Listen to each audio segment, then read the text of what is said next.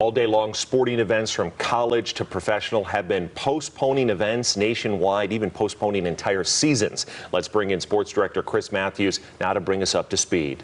All right, thanks, guys. Yeah, this has been the craziest, most unpredictable few days in the history of sports.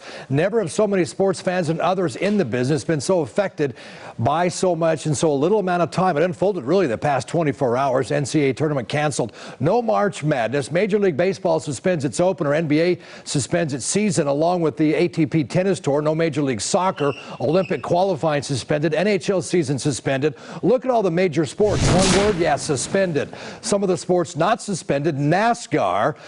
Two major golf associations, the PGA and the LPGA. NFL canceled its owners meeting. Haven't heard yet on the NFL draft. Now, UNLV also suspending all spring sports. There will be no competition among the spring sports like football, or softball and baseball.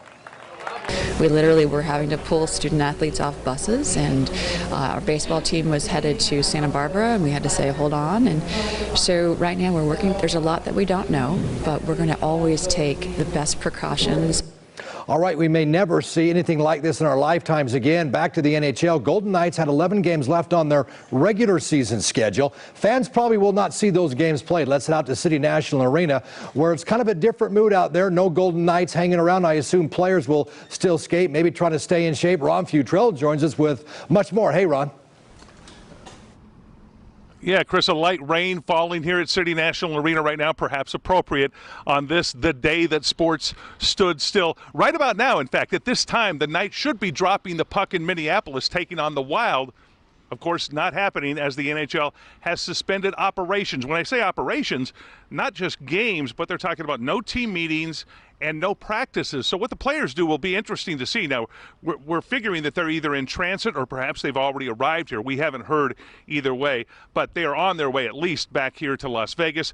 So whether they stay here in Las Vegas for this undetermined amount of time, or whether they go home, or whether they go golfing, or whether they just work out here, they won't be practicing together as a team. The Golden Knights will not. So it'll be rather interesting to see what they do. Speculating here just a little bit, one of the possibilities mentioned is that the NHL could just cancel the rest of its regular season, which means they would pick up the playoffs at some point when the regular season begins, when the playoffs begin.